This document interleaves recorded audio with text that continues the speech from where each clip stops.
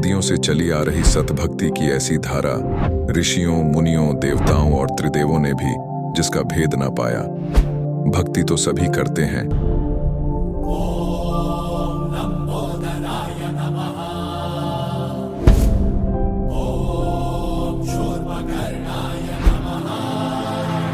और हरदम यह सोच रहती है कि रहने के लिए आलीशान घर हो, घूमने के लिए बड़े बड़े पार्क हो, खाने पीने के लिए स्वादिष्ट भोजन हो, हम कभी बीमार ना हो, कभी दुखी ना हो और कभी भी ना मरे।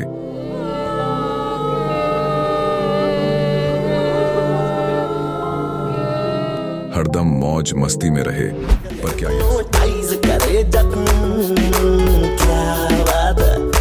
पर क्या यह संभव है? हम सब इतनी भक्ति करते हैं, व्रत करते हैं, श्राद्ध निकालते हैं, कावड़ लेकर आते हैं, बोले बोले, बोले, अरे बोले बोले, मंदिरों में जाकर मूर्ति पूजा करते हैं,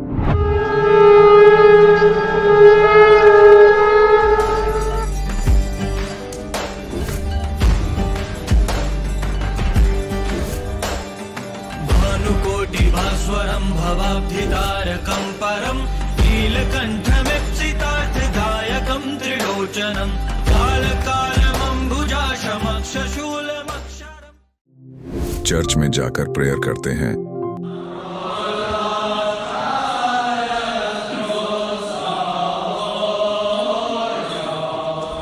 मस्जिद में जाकर नमाज अदा करते हैं,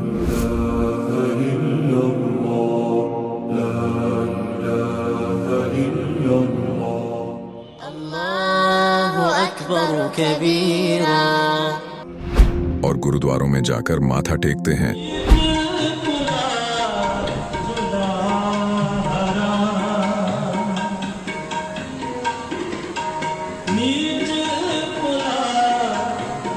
फिर भी दुखी क्यों हैं? लेकिन क्या आप जानते हैं वो कौन सी भक्ति है? वो भक्ति जिसने मीरा को जहर से बचा लिया, ध्रुव और प्रहलाद की रक्षा की, अंधे को आंखें और बहरे को कान दिए, कोढ़ी को काया दी, दुखियों को सुखी जीवन दिया, मरने वाले को जीवन दान दिया और लाइलाज बीमारियों को दूर किया। जब संत रामपाल जी महाराज जी से दीक्षा ले ली थी, उसके बाद जब उनका कुछ विद इन मंथ कैंसर में राहत मिली, जैसे हम लोग परमात्मा का आदेश आया, हम लोग हॉस्पिटल गए और ऑपरेशन कराया। भगत जी 1 रुपया का भी दवाई माता जी को खाना नहीं पड़ा, और जो डॉक्टर कैंसर है बताते थे, वही डॉक्टर के मुख से हमने ये सुना भगत जी कि ये चमत्कार कैसे हो गया। तो हॉस्पिटल में दिखाया तो कैंसर घोषित कर दिया डॉक्टर ने यहाँ, तो फिर इसके इलाज के लिए घूमे, इलाज भी नहीं हुआ, तो फिर घर पे थक के बैठ गए। कैंसर के लिए जिंदल हॉस्पिटल में रहा, उसके बाद सपड़ा हॉस्पिटल में रहा, उसके बाद जयपुर में दिखाया, उसमें कोई इलाज नहीं हुआ। संत रामपाल जी महाराज जी ने चरणामृत प्रसाद दिया और आशीर्वाद दिया और भक्ति ज्ञान दिया, और उसके बाद मैं तंदुरुस्त हूँ, हर दिन में अपना सब कुछ खाता हूँ, मुझे कोई समस्या नहीं। मेरे को बीमारी ये थी सर कि ब्लड ट्यूब में मेरे को एक प्रकार का पस आ गया था और इन्फेक्शन हो गया था। उस इन्फेक्शन को डॉक्टर लोग वो कह रहे थे कि इसमें आपको ऑपरेशन करना पड़ेगा। आश्रम पहुंचने में परमात्मा का नामदान लिया और जो उन्होंने मुझे उपदेश दिया, उस उपदेश देने के बाद उन्होंने आशीर्वाद दिया। आशीर्वाद देने के बाद तत्क्षण में मेरा ये रोग वहीं के वहीं दर्द बिल्कुल ठीक हो गया। भक्ति सभी करते हैं, लेकिन उपरोक्त लाभ सिर्फ सतभक्ति से ही प्राप्त होते हैं। आज भी सतभक्ति करने वाले हजारों लाखों लोगों को शास्त्र अनुसार भक्ति का अद्भुत अनुभव प्राप्त हो रहा है। आइए जानते हैं ऐसे ही लाखों श्रद्धालुओं में से एक सतभक्ति करने वाले इस श्रद्धालु का अनुभव। नमस्कार सर। नमस्कार सर। सर क्या नाम है आपका? मेरा नाम रवि कुमार है। रवि कुमार जी, आप कहाँ से हैं? मैं झारखंड के देवघर जिले से मधुपुर प्रखंड से हूँ। रवि जी, संत रामपाल जी महाराज से नाम दीक्षा आपने कब ली?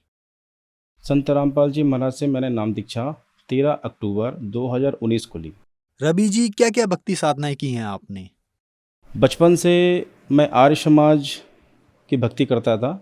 बचपन से जब से मैं पैदा हुआ, उसके बाद कुछ दिन के बाद 3-4 साल की उम्र से मुझे आर्य समाज में दाखिला करा दिया गया।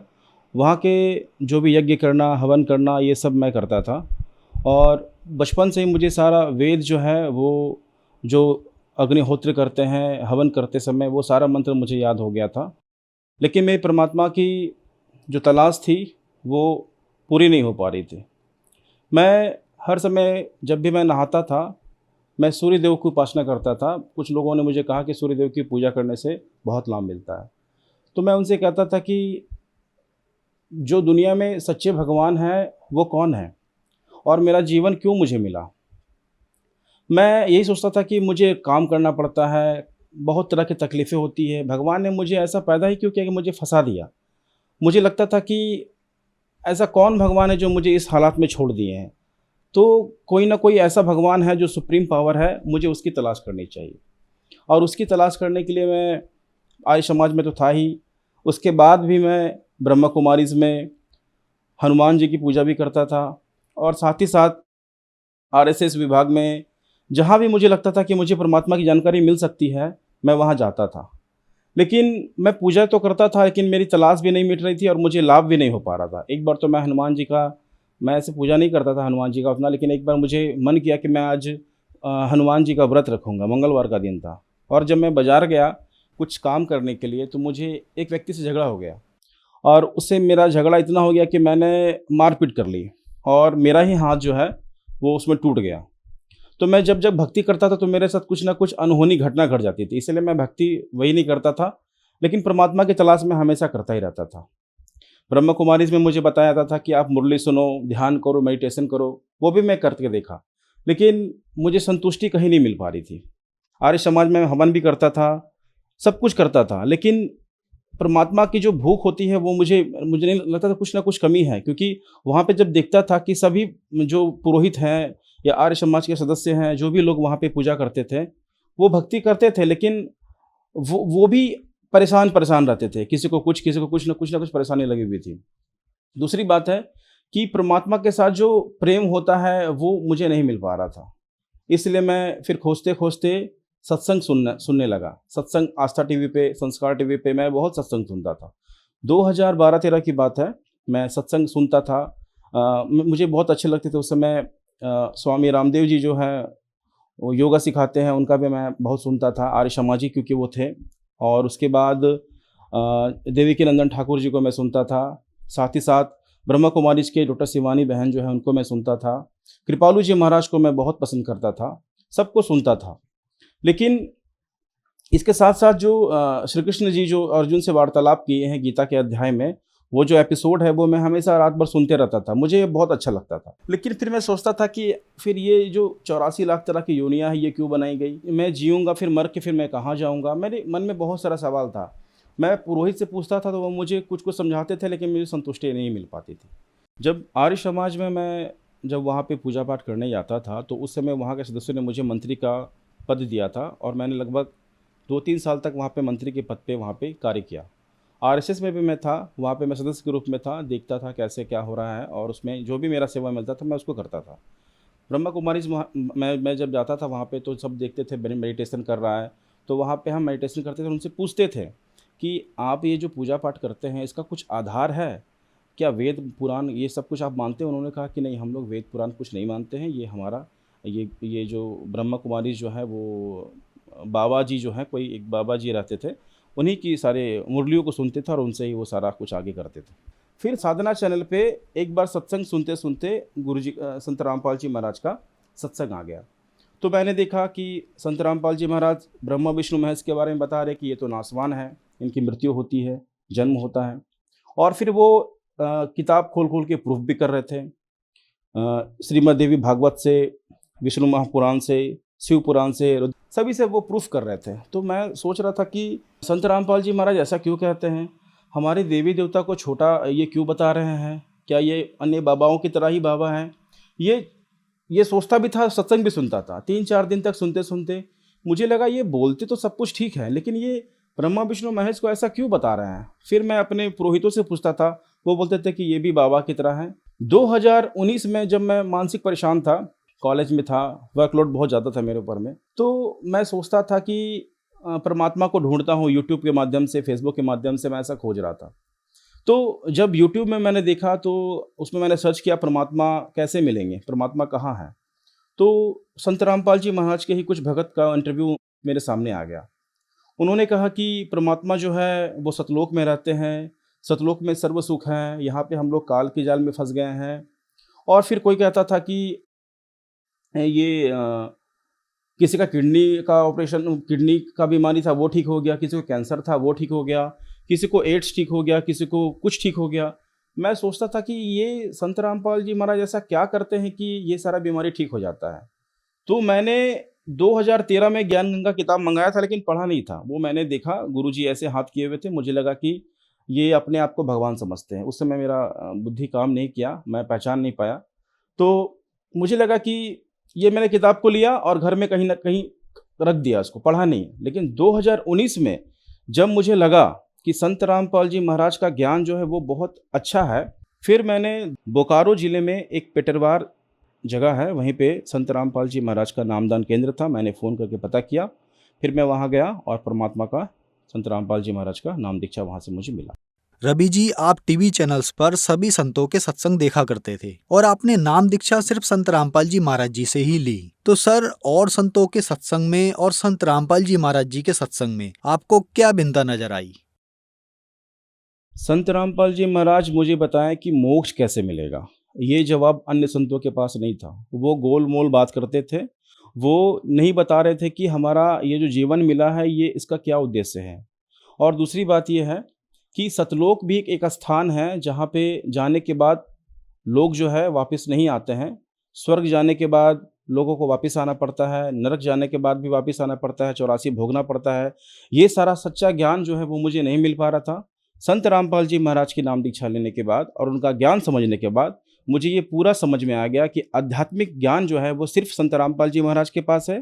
वो जो भी बोलते हैं वो वेदों में प्रमाणित ज्ञान बोलते हैं, और इसी से प्रभावित होकर मैं संत रामपाल जी महाराज का नाम दीक्षा मैंने लिया।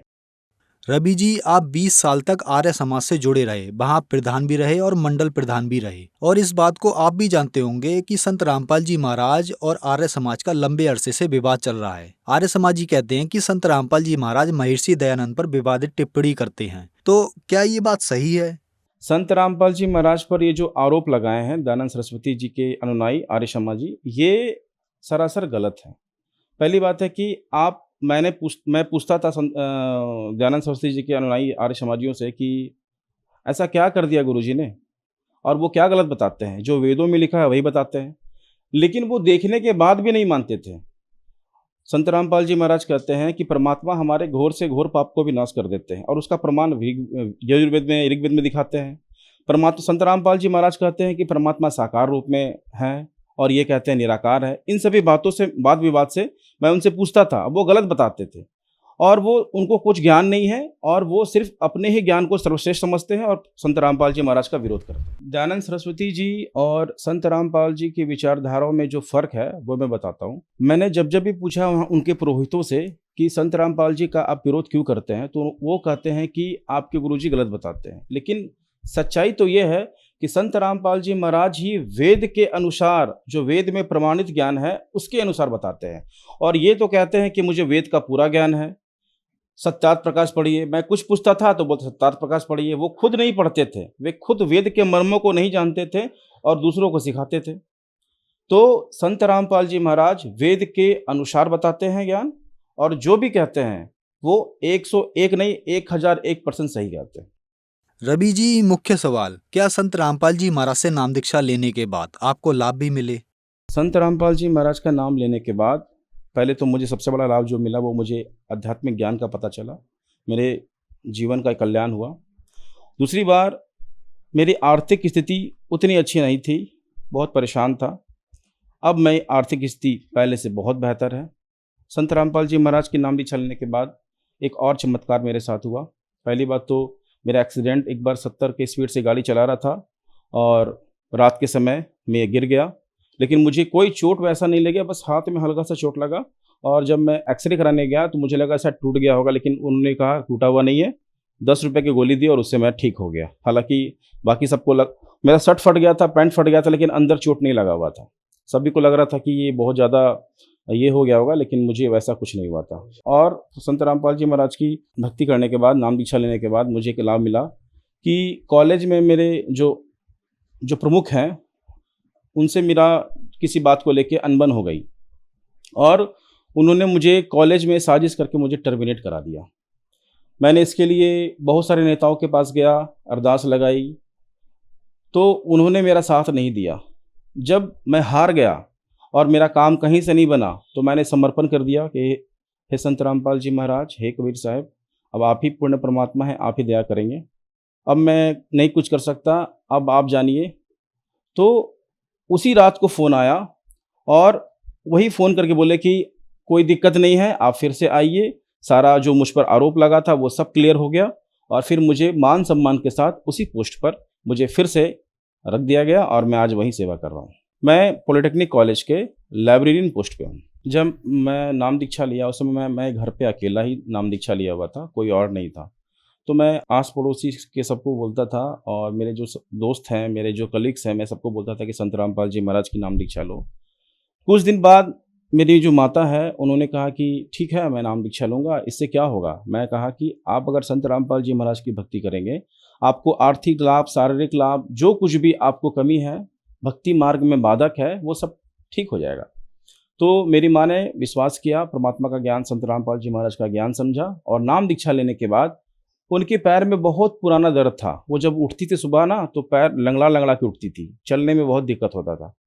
संत रामपाल जी महाराज कोरोना काल के समय में जब मेरी मम्मी ने नाम दीक्षा लिया, उसी समय से नाम दीक्षा लेने के बाद ही फिर उनको पैर दर्द वो समाप्त हो गया और यहाँ पे कमर के पास कुछ दर्द था, वो बोलती रहती थी कि हमेशा मुझे दर्द करता रहता है, वो भी दर्द समाप्त हो गया। संत रामपाल जी महाराज दीक्षा लेने के बाद मुझे ये सब लाभ हुआ। रवि जी, संत रामपाल जी महाराज से नाम दीक्षा लेने के बाद आपको बहुत सारे लाभ मिले, तो जो दर्शक आज आपको टीवी पर देख रहे हैं और वो भी संत रामपाल जी महाराज से नाम दीक्षा लेना चाहते हैं, तो कैसे ले सकते हैं? आपके चैनल के माध्यम से मैं सभी को बताना चाहूँगा, चैनल पर उनका सत्संग चलता है। सत्संग चलते समय नीचे में पट्टी चलती है, उसमें संपर्क सूत्र लिखे रहते हैं।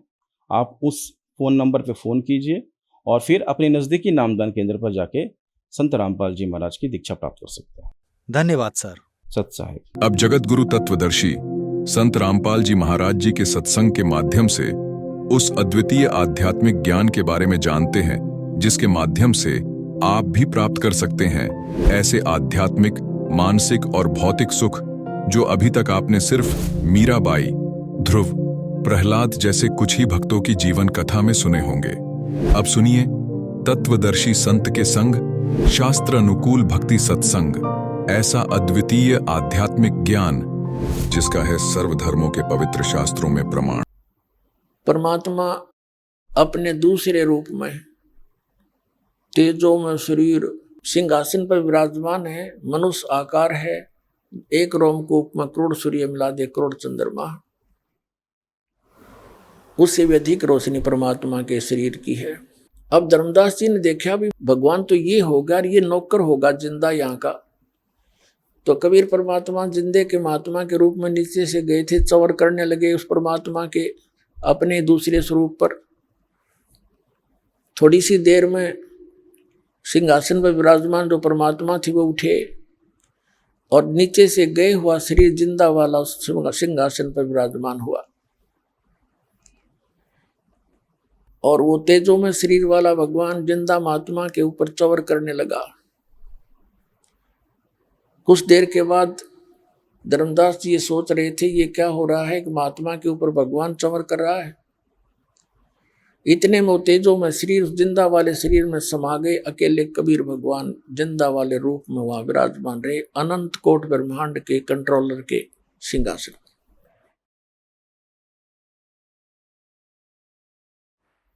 फिर परमात्मा ने कहा कि जाइए धर्मदास नीचे जाओ और मेरी इस सारी महिमा से तू जनता को परिचित कराओ। तब धर्मदास जी ने कहा था कि भगवान मुझे यही रख लो दाता, कि ना भेजो मुझको उस गंदे लोक में। तब भगवान ने कहा बेटा जाना पड़ेगा, क्योंकि तुम भक्ति युक्त थे, अब भक्तिहीन हो चुके हो। मैं तुम्हें सतनाम दूंगा, सारनाम दूंगा, उसकी साधना करके तुम वापस आ सकते हो, वैसे यहाँ ठिकाना नहीं। कहने का भाव ये मालिक के कहने से वापस शरीर में आया। तीसरे दिन पूरे परिवार रिश्तेदार इकट्ठे हो गए, बेहोश पड़ा, सब इलाज ट्रीटमेंट जंतर मंत्र भी करा लिए। जब धर्मदास जी उठे, एकदम देखा कि महात्मा जी कहाँ हैं, सामने नहीं पाए उनको। उठकर चल पड़े कि काशी में बता रहे थे, मैं काशी में रहता हूँ, जुलाई का काम करता हूँ, कबीर मेरा नाम है। अब काशी में जाकर देखिए वही सूरत, और चरणों में गिर गए परमात्मा के। सतलोक में जो देखा हुआ, आंखों देखा वर्णन कबीर सागर के अंदर वर्णित किया, परमात्मा की आंखों देखी वाणी का। तो पुण्यात्माओं, जिस नाम से उन महापुरुषों का कल्याण हुआ, जैसे आदरणीय नानक साहिब जी को भी परमात्मा ऐसे लेकर गए थे। फिर उनको छोड़ा था, उन्होंने कहा था, भाई सूरत मुलुक की वेश ए ठगवाड़ा ठगी, देश खरा सियाणा बोता बारी, धान के रूप रहा करता। तो पुण्यात्माओं, सौभाग्य आपका, आपको परमात्मा ने वही मंत्र उपलब्ध कराए। धन्य आपके माता पिता जिनसे जन्म हुआ। बोलो सतगुरुदेव। परम पिता परमात्मा पूर्ण ब्रह्म सर्व सृष्टि के रचनहार कुल मालिक कबीर परमेश्वर जी, ये हम सभी आत्माओं के पिता हैं, जनक हैं। ये परमात्मा हमारे दुख में दुखी होते हैं और हमें यहाँ काल के जाल में फंसे हुए देख कर ये हमें यहाँ से निकलने की विधि बताने के लिए स्वयं ही सतलोक से चलकर आते हैं। पुण्यात्माओं, सौभाग्य आपका, आप जी को ऐसे समय में मनुष्य जन्म प्राप्त हुआ है जो समय परमात्मा ने पूर्व निर्धारित किया हुआ था कि कलयुग के इस समय में परमात्मा अपना अध्यात्म ज्ञान पूरे विश्व में फैलाएगा और सभी प्राणी परमात्मा के इस ज्ञान को ग्रहण करके इस यथार्थ मोक्ष मंत्र को, सतनाम को ग्रहण करके सभी अपने सतलोक में चले जाएंगे। अपने आत्माओं, जैसे आप जी वर्तमान के अंदर शिक्षा को कितना महत्व दे रहे हैं, उस अक्षर ज्ञान का, उस शिक्षा का उद्देश्य क्या होता है कि बच्चा अच्छी शिक्षा ग्रहण करके उच्च पोस्ट प्राप्त करे या जैसा भी उसकी जैसी भी व्यवस्था हो, अपनी जीविका अच्छी तरह वो चला सके, कोई नौकरी या कोई व्यवसाय करके। इसलिए शिक्षा को इतना महत्व वर्तमान में दिया जा रहा है, क्योंकि हम शिक्षा के महत्व से, शिक्षा की महिमा से, इसके गुणों से हम परिचित हो गए। इसलिए प्रत्येक व्यक्ति अपने पुत्र या पुत्री को कोशिश करता है कि अच्छी से अच्छी शिक्षा ग्रहण कराऊं और उसके लिए 10-15 वर्ष उसको बिल्कुल फ्री छोड़ देता है ताकि वो अपना भविष्य उज्जवल कर सके। और उसके लिए खूब पैसा भी पानी की तरह बहाता है और वो बच्चा नेक नीति से पढ़ता हुआ अपनी सभी कक्षाओं को उत्तीर्ण करता हुआ वो जिस उद्देश्य को लेकर पढ़ रहा था उसको प्राप्त कर लेता है। वो बच्चा जैसे भी ट्रेनिंग करता है, जैसे किसी ने अध्यापक की ट्रेनिंग की तो वो अध्यापक लग गया, किसी ने इंजीनियर की ट्रेनिंग की इंजीनियर की पढ़ाई पढ़ी तो वो इंजीनियर लग गया, किसी ने डॉक्टर की पढ़ाई की तो डॉक्टर लग गया, या अन्य कोई पोस्ट उसको प्राप्त हुई। तो पुण्यात्माओं, इसी प्रकार जिस समय आप जी को इस भक्ति से होने वाले लाभ का ज्ञान हो जाएगा और उस स्थान का ज्ञान हो जाएगा जहां हम कभी वृद्ध नहीं होते, जहां हमारी कभी मृत्यु नहीं होती, वहां किसी चीज का अभाव नहीं है, ना कोई खाने का अभाव है, ना जल का अभाव है, किसी भी वस्तु का जो एक मानव को आवश्यकता होती है, उस सतलोक में, उस सत स्थान में, शाश्वत स्थान में कोई अभाव नहीं है, वहां वृद्ध अवस्था नहीं है, मृत्यु नहीं है। तो आप जी जब इस अध्यात्म ज्ञान से पूर्ण परिचित हो जाओगे, फिर आपके मन की स्थिति एक बहुत ही अजीबो गरीब बन जाएगी, और जो एक मानव के लिए अति आवश्यक है। अब वर्तमान में हम क्या करते हैं, माया को ही एक टारगेट मानकर, माया को ही उद्देश्य मानकर हम अपना सारा जीवन उसी पर न्यौछावर कर देते हैं, और जो सारा जीवन में हम संग्रह करते हैं वो यहीं रह जाता है। हमारी उसके जोड़ते जोड़ते ही, संग्रह करते करते ही मृत्यु हो जाती है। तो फिर हमारे साथ क्या जाता है? हमारे साथ जाते हैं वो पाप जो सारा जीवन इस भौतिक सुख की प्राप्ति के लिए हमने किए। जो प्रयत्न किया, उस प्रयत्न में जो हमारे पाप हुए वो हमारे साथ चले जाते। जो मनुष्य जीवन से हमने करना चाहिए था, मनुष्य जीवन किस लिए इस प्राणी को प्राप्त होता है, ये ज्ञान हमें बचपन से नहीं दिया जाता। हमारे को बचपन से अपने समाज से सिर्फ इतना ही ज्ञान प्राप्त होता है कि बड़ा हो जाएगा, विवाह कर दिया जाएगा, संतान हो जाएगी, संतान की परवरिश कीजिए, और फिर बस फिर मर जाइए। सारा जीवन उन्हीं की परवरिश में, अपने पेट पोषण में ही अपना जीवन अपना व्यर्थ कर जाते हैं।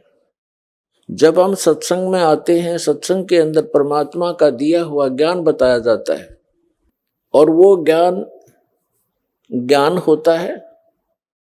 अन्य ज्ञान जो होता है वो एक परंपरा होती है और कुछ मजबूरी होती है। परंपरा कौन सी होती है, मजबूरी कौन सी होती है? मजबूरी तो हमारी ये है कि हमें शरीर ऐसा मिला है, इसमें दोनों टाइम, दो वक्त, यदि हम इसमें कुछ डाल देंगे आहार तो ये काम करेगा, नहीं तो 1 हफ्ते के अंदर ये समाप्त हो जाता है, ज्यादा से ज्यादा 10 दिन पकड़ेगा। तो ये हमारी मजबूरी है कि इसको सुरक्षित रखने के लिए जो भी आवश्यक वस्तुएं हैं वो उपलब्ध कराना हमारे मजबूरी है और आवश्यकता है। और जो परंपराएं हमने व्यर्थ की बना रखी हैं, वो परंपराएं हैं, वो यूजलेस ज्ञान है। अब परमात्मा ने आकर के हमें ये जानकारी दी है कि तुम जहां रह रहे हो, ये लोक काल का लोक है, लेकिन हमारे को इस काल भगवान ने इतना अज्ञानी बना रखा है, हम परमात्मा के अध्यात्म ज्ञान से बिल्कुल अपरिचित कर दिए। कौन है भगवान, कैसा है परमात्मा, कहाँ रहता है वो भगवान, और उस परमात्मा के गुण तो कुछ हमें मिलते जुलते से सुनाए जाते हैं। भगवान ये कर देता है, अंधे को आंख देता है, निर्धन को माया देता है, कोढ़ी को काया देता है। परमात्मा के गुण तो बहुत कुछ मिलते जुलते बता दिए हैं, लेकिन परमात्मा कौन है, कैसा है, कहाँ रहता है, और जो परमात्मा इतना सुखदायी है उससे वो लाभ प्राप्त कैसे होता है, ये ज्ञान विपरीत दे रखा है हमारे को। तो इस सारे ज्ञान, अध्यात्म ज्ञान को ठीक से बताने के लिए स्वयं परमात्मा आते, ये विधान है उस भगवान का। तो प्रसंग तो चला है पुण्यात्माओं के, आप जी जिसमें अध्यात्म ज्ञान से पूर्ण रूप से परिचित हो जाओगे और सभी कर्मों से परिचित हो जाओगे, तो उस समय केवल आप यहां से इस महान दुख से, जरा और मरण से ही छूटने का प्रयत्न करोगे। जरा बिन वृद्ध अवस्था का कष्ट, वृद्ध अवस्था इस मनुष्य जीव के लिए, वैसे तो सभी जीवों के लिए कहर है, अन्य को तो इतनी सोधी नहीं, वो तो किसी तरह भुगत भागत कर मरो, लेकिन मानुष जीवन को इतनी चेतना है, इतना ज्ञान है कि कोई वृद्ध अवस्था प्राप्त प्राणी, उसको कितने कष्ट होते हैं वो अनुभव कर सकता है दूसरा, और स्वयं भी वो महसूस करता है। तो इस कहर से बचने के लिए, और फिर मृत्यु, आज आप अपने परिवार में कितने खुश हैं, चाहे कितने दुखी हो, फिर भी यही चाहते हो जीवन बना रहे, मरे नहीं, और मृत्यु डेफिनेट। तो ये भूल क्यों लगी है अपने? हमें पता है कि कोई रह नहीं और कभी भी मर सकते हैं, और फिर भी हम इतना जोर नहीं देते इस बात के ऊपर। ऐसी दशा किसकी होती है? जिसने कुछ नशा कर रखा हो, उसको डर सा नहीं लगता, एक बार थोड़ी सी देर हिचकता है, फिर वो उसी स्पीड से वही क्रियाएं करता है। तो इस काल भगवान ने अपने को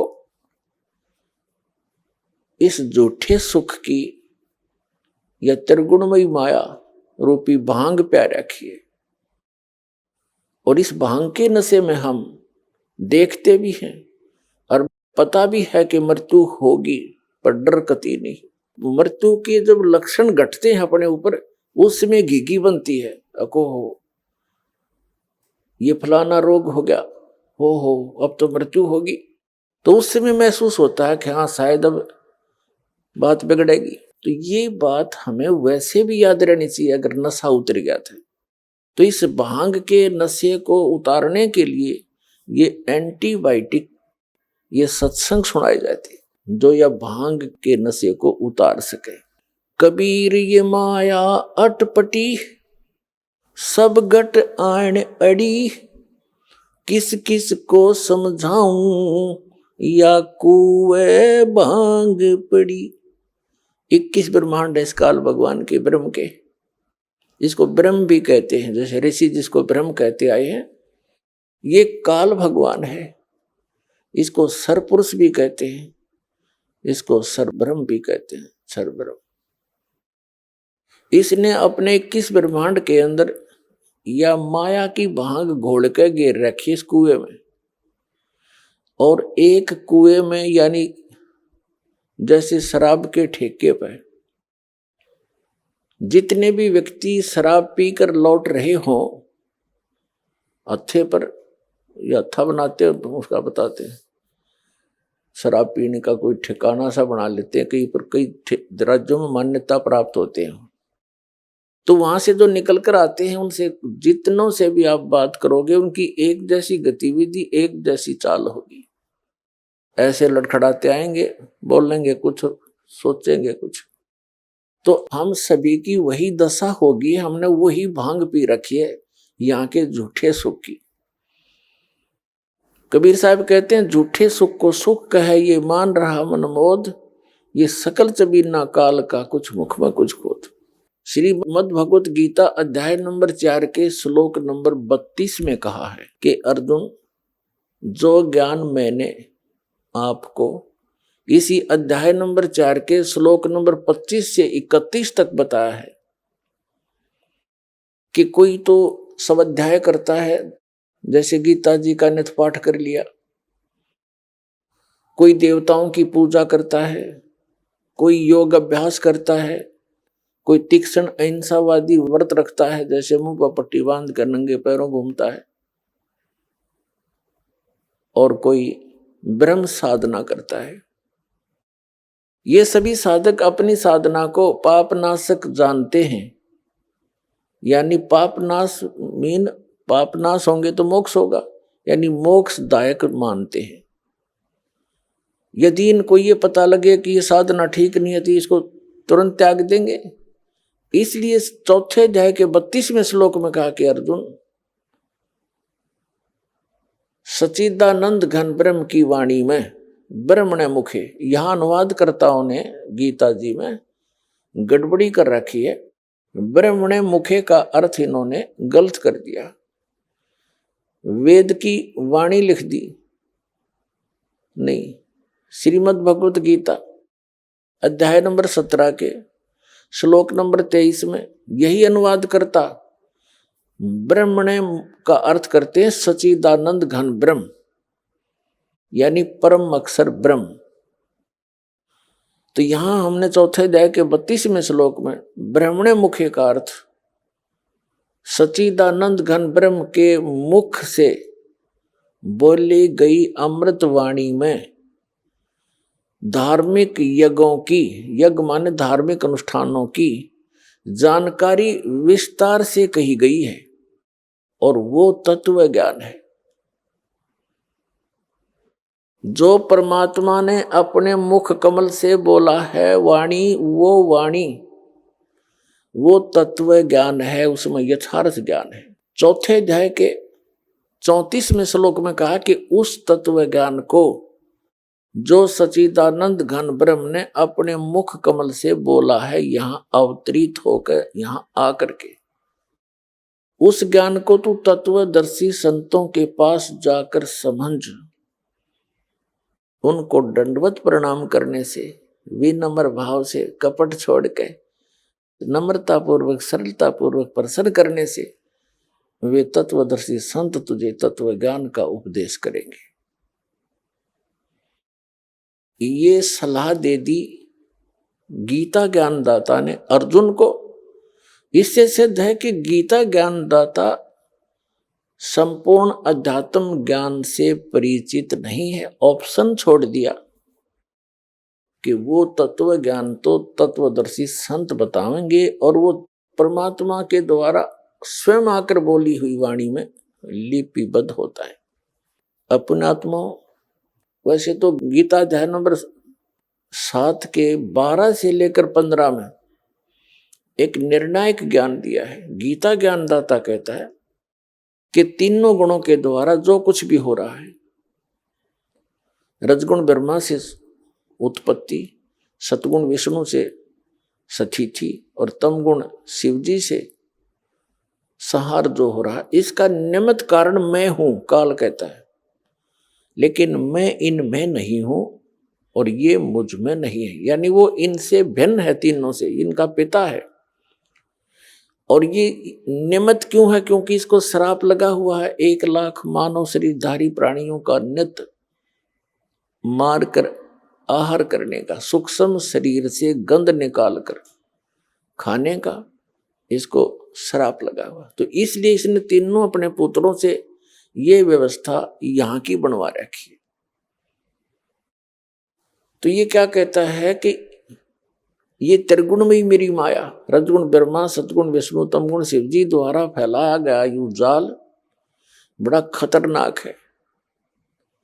और जो व्यक्ति मेरी भक्ति करते हैं, यानी ब्रह्म साधना करते हैं, ये इन रजगुण ब्रह्मा, सतगुण विष्णु, तमगुण शिव जी से ऊपर के लाभ को प्राप्त करते हैं। अब 7वें अध्याय के 15वें श्लोक में गीता ज्ञानदाता कहता है कि जिनकी बुद्धि इन तीनों गुणों, इस त्रिगुणमयी माया के द्वारा हरी जा चुकी है, यानी जो श्री ब्रह्मा, श्री विष्णु, श्री शिव जी की भक्ति से आगे सोचते ही नहीं,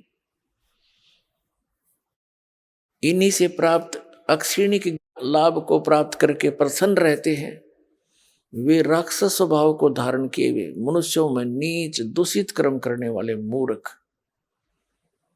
मेरी भक्ति भी नहीं करते, मुझे नहीं बजते, यानी ब्रह्म साधना नहीं करते, वो नीचे के अन्य देवताओं की पूजा करते। अब 7वें अध्याय के 16 से लेकर 18 तक मंत्र में गीता ज्ञानदाता अपनी साधना के विषय में कहता है। ये ब्रह्म है, श्री कृष्ण के अंदर बोल रहा है। श्री कृष्ण का तो केवल माउथ यूज कर रहा है स्पीकर की तरह। ये कह रहा है कि मेरी साधना भी 4 प्रकार के करते हैं। अर्थार्थी, अर्थ माने संकट निवारण के लिए, अर्थार्थी जो धन लाभ के लिए, और जिज्ञासु तथा ज्ञानी, ये 4 प्रकार के करते हैं। इनमें से तीनों को स्वयं रिजेक्ट करता है आर्त, अर्थार्थी और जिज्ञासु को। कहते हैं जैसे आर्त क्या है, कोई संकट आ गया शरीर पे या घर पे, उसके निवारण के लिए वो वेद मंत्रों का ही सहारा लेते हैं, अन्य कोई अनुष्ठान किसी अन्य धार्मिक पुस्तक से नहीं करते, वो ब्रह्म उपासक कहलाते। ऐसे ही धन लाभ के लिए, धार्मिक अनुष्ठान के लिए वो वेद मंत्रों का ही सहयोग लेते हैं और किसी पुस्तक का वो सहारा नहीं लेते, वो ब्रह्म उपासक है। और जिज्ञासु होता है जो घर से निकला परमात्मा पाने के लिए, जैसे उनको संत गुरु मिले, उनसे ग्रहण ज्ञान को स्वयं वक्ता बन गया उसको ग्रहण करके, तो वक्ता बन जाना भी इस जीव का अपना जीवन हानि है। तो इन तीनों को रिजेक्ट कर दिया। चौथा बताया है ज्ञानी। ज्ञानी का वो अर्थ है जिसको ये पता लग गया कि मनुष्य जीवन केवल मोक्ष के लिए ही प्राप्त हुआ है, अन्यथा ये अन्य प्राणियों के जीवन हम देख ही रहे हैं कितने कष्ट में है। परमात्मा ने मनुष्य जीवन दिया है, इसमें कितनी सद्बुद्धि दी है। समय पर खाना खा सकते हैं, हम अपनी शरीर की रक्षा के लिए अपने वस्त्र पहन सकते हैं, प्राकृतिक आपदाओं से बचने के लिए गर्मी सर्दी से हम झोंपड़ी डाल सकते हैं, मकान बना सकते हैं। लेकिन इन सब की ये इतनी बुद्धि देने का उद्देश्य क्या था मालिक का, कि तुम भगवान भी बन सकते हो, अपना कल्याण भी करा सकते हो। अन्यथा एक योनि और बना देता जहां 84 लाख बना रखी। तो पुण्यात्मा गहनता से सोचो इन बातों को। ये बातें कहने सुन की नहीं, ये कर पाड़ने की है। अब चौथा जो ज्ञानी है उसके विषय में कहता है, ज्ञानी मुझे अच्छा लगता है। और ज्ञानी को मैं अच्छा लगता हूं क्योंकि ज्ञानी व्यक्ति, बुद्धिमान व्यक्ति को पता लग गया कि मनुष्य जीवन बार बार नहीं मिलेगा, और इससे हमने अपना आत्म कल्याण करवाना है। आत्म कल्याण का अर्थ क्या है, यानी आत्मा को सदा के लिए सुख हो जा। अब सदा के लिए सुख होगा जब इसकी जन्म और मृत्यु का यो दीर्घ रोग मिटे, जरा और मरण का यो कष्ट मिटे। और ये कहां मिटे, ये समाप्त होगा सतलोक में, जहां वृद्ध अवस्था नहीं होती, सदा युवा शरीर रहता है और मृत्यु नहीं होती। और ऐसा ही संसार है जैसा यहां पर है, वहां आपका परिवार होगा। जैसे यहां जुड़ते जुड़ते जुड़ गया पूरा परिवार, और ये आपका है नहीं, कब कल मृत्यु हो जाए आपकी, आपका कहाँ है ये तो भूल भुलैया कर रखी इस काल भगवान ने आपको यहां बांधे रखने के लिए। इन एक दूसरे में ममता मोह फंसा दिया, और इसी झूठे सुख में हमें फंसाकर अपना उल्लू सीधा कर रहा है। अब जो प्रसंग चल रहा है कि मनुष्य जीवन की प्राप्ति केवल आत्म कल्याण के लिए हमें हुई है, और वो आत्म कल्याण होगा जब जन्म मृत्यु जरा मरण कति खत्म हो जाएगा, वो होगा सतलोक के अंदर।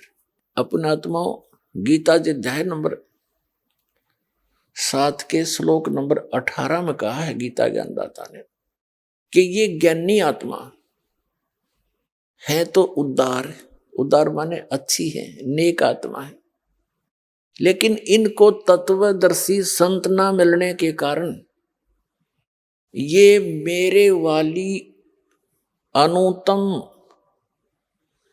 अर्थात यूजलेस इस घटिया गति में ही सचित रहे। अब यहां गीता ज्ञानदाता अपने से मिलने वाली यानी ब्रह्म साधना से होने वाली गति अर्थात मोक्ष को भी अनुत्तम बता रहा है। अनुत्तम माने व्यर्थ, घटिया, क्योंकि जन्म मृत्यु नहीं समाप्त हो सकती। जैसे श्रीमद् भगवद गीता अध्याय नंबर 4 के श्लोक नंबर 5 और 9 में, गीता अध्याय नंबर 2 के श्लोक 12 में, गीता अध्याय नंबर 10 के श्लोक नंबर 2 में गीता ज्ञानदाता कहता, अर्जुन तेरे और मेरे बहुत जन्म हो चुके, तू नहीं जानता मैं जानता। यूं ना सोच कि हम आज ही हुए हैं, आगे भी होंगे और पहले भी हो चुके हैं। इससे सिद्ध हो गया कि गीता ज्ञानदाता ये ब्रह्म है और ब्रह्म की पूजा करने वाला उसका पुजारी भी जन्म मृत्यु में ही रहेगा, क्योंकि वो उसका उपास्य इष्ट भी जन्म मृत्यु में है ब्रह्म। तो इससे भी आत्म कल्याण नहीं हुआ। गीता अध्याय नंबर 8 के श्लोक नंबर 13 में गीता ज्ञानदाता कहता है कि ओम इति एकाक्षरम ब्रह्म विहारण माम अनुसमरण ये परियाति तजन देहम सयाति परमाम गति। मुझ ब्रह्म का केवल एक ओम मंत्र है, नथिंग एल्स। और जो उच्चारण करते हुए इसका सेवन करता हुआ शरीर छोड़कर जाता है, सयाति परमाम गति, वो ओम से अर्थात ओम है ब्रह्म का मंत्र, ब्रह्म की साधना, ब्रह्म की साधना करने वाले ओम से जो गति होगी वह गीता ज्ञानदाता वाली गति है। ओम से जो गति होगी वो क्या होगी? ओम ब्रह्म की उपासना का मंत्र है और ओम मंत्र से ब्रह्मलोक प्राप्ति होगी। गीता अध्याय नंबर 8 के श्लोक नंबर 16 में कहा कि ब्रह्मलोक पर्यंत भी सभी लोग पुनरावृत्ति में है, अर्थात वहां गए हुए साधक भी फिर लौटकर जन्म मृत्यु में आते हैं, क्योंकि ये खुद कहता है मेरे भी जन्म मृत्यु होती है और अर्जुन तेरी भी रहेगी। तो इसे सिद्ध हो गया गीता अध्याय नंबर 7 के श्लोक नंबर 18 में गीता ज्ञानदाता अपनी गति को यानी अपनी साधना से होने वाले जितना भी से लाभ मिलना है ब्रह्मलोक प्राप्ति, उसको भी अनुतमाम यानी अति व्यर्थ, अति घटिया, अति अश्रेष्ठ बता रहा है। और गीता अध्याय नंबर 7 के श्लोक नंबर 19 में कहा है कि बहुनाम जन्मानाम अन्ते ज्ञानवान माम प्रपद्यते वासुदेवम सर्वमिति स महात्मा सुदुर्लभ है। क्या बताता गीता ज्ञानदाता कि बहुनाम जन्मानाम अन्ते ज्ञानवान माम प्रपद्यते, बहुत बहुत जन्मों के को व्यर्थ करके किसी एकाध अंत के जन्म में ये ज्ञानी आत्मा मेरी भक्ति करते हैं। माम प्रपद्यते मुश्किल से कहते हैं, बाकी अन्यथा और ही साधनाओं में लगे रहते हैं जो बिल्कुल व्यर्थ होती हैं, लेकिन बहुनाम जन्मानाम अन्ते ज्ञानवान माम प्रपद्यते और वासुदेव सर्वमिति स महात्मा सुदुर्लभ है कि बहुत बहुत जन्मों के किसी अंत के जन्म में ज्ञानवान यानी ज्ञानी आत्मा माम प्रपद्यते मेरी भक्ति करते हैं। और जो ये बताने वाला महात्मा तो बहुत दुर्लभ है, बड़ी मुश्किल से मिलेगा तुझे। क्या कि वासुदेव सर्वमिति, कि वासुदेव ही सब कुछ है। अभी आपने सुने जगत गुरु तत्वदर्शी संत रामपाल जी महाराज के मंगलमय सत्संग प्रवचन। आइए अब सुनते हैं उन भक्तों के अनुभव जिन्होंने संत रामपाल जी महाराज के प्रमाणित ज्ञान से प्रभावित होकर नाम दीक्षा लेकर अनेकों लाभ प्राप्त किए। सर नमस्कार। नमस्कार सर जी। क्या नाम है आपका? सर जी मेरा नाम दिगंबर प्रसाद जोशी है। कहाँ से आए आप? सर जी मैं मूल रूप से उत्तराखंड का रहने वाला हूँ। गांव का नाम गड्रिया है और पट्टी खासू डिस्ट्रिक्ट पौड़ी गढ़वाल है। वर्तमान में गुरुपाल नगर कोटमंगल सिंह लुधियाना में रहता हूँ। सर संत रामपाल जी महाराज जी से जुड़ने से पहले आप क्या भक्ति साधनाएं करते थे? सर जी उससे पहले आनंद मूर्ति गुरु माता एक संत हैं, उनके साथ उनके सानिध्य में करते थे भक्ति। वो जो है 1.25 घंटा सवेरे 1.25 घंटा शाम को आंखें बंद करके हठ योग करने को बताते थे। कभी आसाराम जी का, कभी सुधांशु महाराज जी का, कभी विश्वास महाराज जी, ये जो संत हैं इनके सत्संगों में जाया करते थे। तो उसके बाद किसी भक्त ने कह दिया कि आशुतोष महाराज जी जो नूरमहल के संत हैं वो भगवान को दिखाते हैं, उनसे दीक्षा ले लो। तो उनके कहने पर दिव्य ज्योति जागृति संस्थान आशुतोष महाराज जी के सत्संग में गया और वहाँ उनसे दीक्षा ले ली। वो कहते भगवान को दिखाते हैं, तो उन्होंने वो दीक्षा भी मैंने ली और वो साधना मैंने 7 साल के करीबन की। क्या हम ये मान सकते हैं कि आपने भगवान को देखा है? जी नहीं, बिल्कुल नहीं देखा। वो झूठ बोलते थे, वो प्रकाश दिखाते, प्रकाश दिखाना देखना भगवान देखना नहीं है जी। तो क्या था वो? आज आप उस चीज़ को क्यों झुठला रहे हैं? क्योंकि परमात्मा तो ऊपर सतलोक में तख्त पर बैठा है, साकार है, वो निराकार नहीं। वो निराकार मानते थे भगवान को। भगवान निराकार नहीं, भगवान साकार है। सारे ग्रंथ जो है वो बताते हैं। आपको ये ज्ञान कहाँ से हुआ? संत रामपाल जी महाराज की कृपा से। जब मैंने उनकी लिखी हुई पुस्तक गहरी नजर गीता में एक भक्त जी ने मेरे को रिटायरमेंट के दौरान दी थी, वो जब मैंने पढ़ी और उसके पढ़ने के बाद जब मैंने सारा उसको कंप्लीट पढ़ा 2-3 दिन में, तो मेरे पैरों के नीचे ज़मीन खिसक गई। ये आशुतोष महाराज जी बताते थे कि गीता जी का ज्ञान जो है कृष्ण जी ने दिया। जब मैंने वो बुक पढ़ी, असलियत का पता लगा, तो पता लगा कि ये गीता का ज्ञान तो कृष्ण जी का, इसमें रोल ही कोई नहीं। ये तो काल निरंजन ने बोला था, भगवान श्री कृष्ण के शरीर में प्रवेश करके बोला था। तो वो दिव्य ज्योति जागृति संस्थान वाले ये झूठ बोलते थे, इनको बिल्कुल ज्ञान नहीं है। सर आपने बताया कि संत रामपाल जी महाराज जी की आपने पुस्तक पढ़ी, जिससे आपको पता चला कि आशुतोष महाराज जी जो ज्ञान देते हैं वो सही नहीं है, वो गलत है, वो शास्त्रों में वर्णित नहीं है। तो आखिर संत रामपाल जी महाराज जी ऐसा क्या ज्ञान देते हैं? सबसे पहले तो ये है भगत जी कि उनको जो सृष्टि रचना संत रामपाल जी महाराज ने बताया, वो सृष्टि रचना मूल ज्ञान है।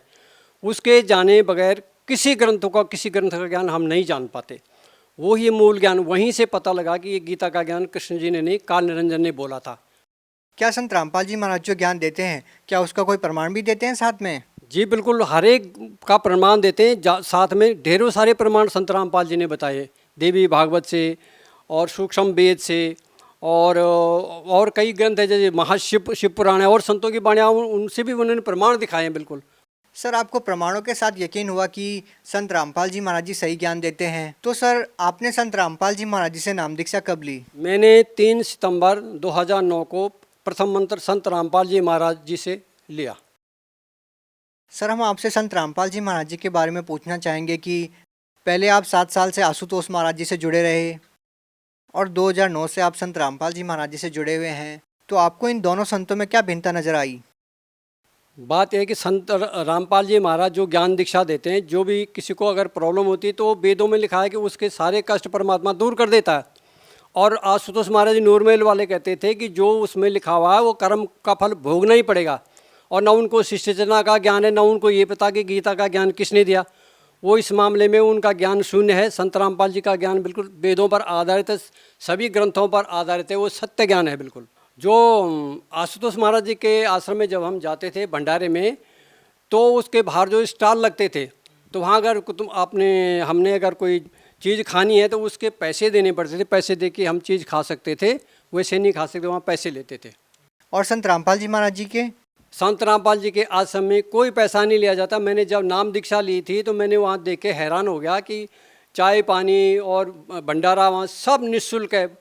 और ज्ञान दीक्षा की जो चीज़ें दी जाती हैं, स्वरूप वगैरह, सब वो निःशुल्क थे। वहाँ भंडारा खुला था, परमात्मा की दया से खुला था संत रामपाल जी महाराज। और क्या अंतर है? और अंतर उनमें ये है कि वो जो है खुद सत्संग नहीं करते। आशुतोष महाराज जी सत्संग नहीं करते, बिल्कुल नहीं। वो उनके चेले जो है उनके शिष्यों को ऑर्डर दे रखा कि तुम सत्संग करो। लेकिन यहाँ वास्तव में है कि संत रामपाल जी महाराज खुद ही एक एक चीज़ को खोल खोल के ग्रंथों के आधार पर बताते हैं। इतना फर्क है दोनों में। वो शास्त्र विधि को त्याग करके मनमाना आचरण करते, यहाँ शास्त्र के अनुकूल ज्ञान दिया जाता है।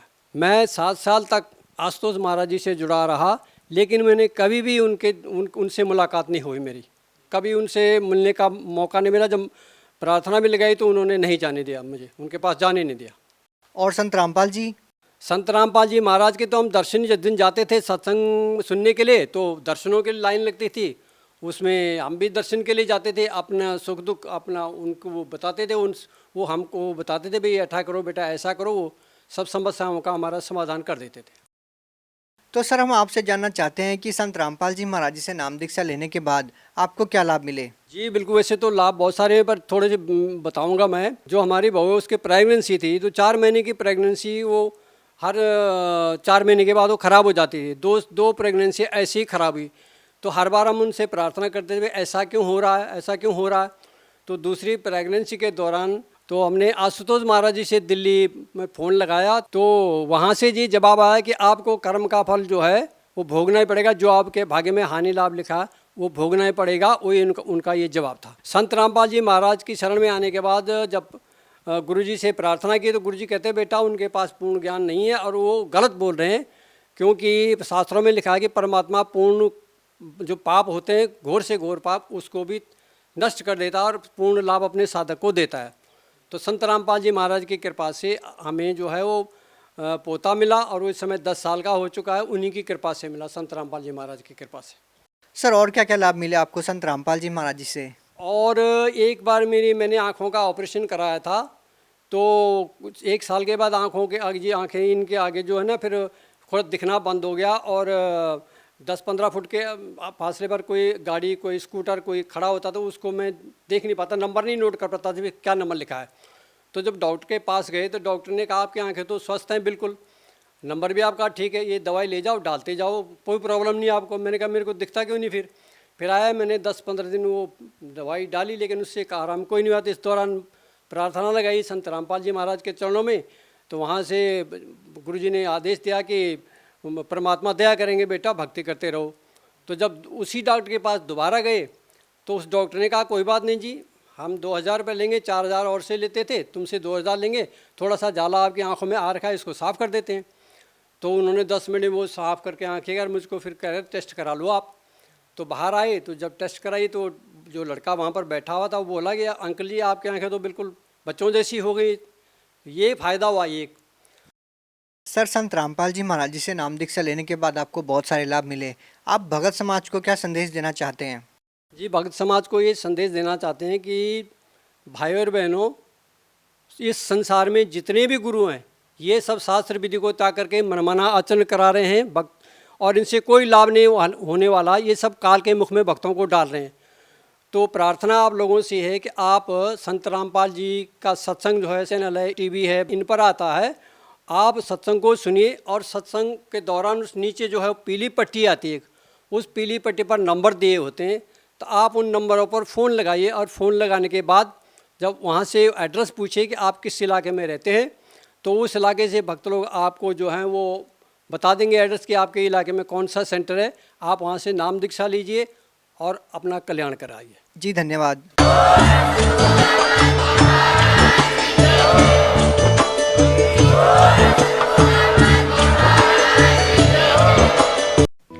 आप सुन रहे थे जगत गुरु तत्वदर्शी संत रामपाल जी महाराज के मंगल प्रवचन। अधिक जानकारी के लिए संपर्क करें।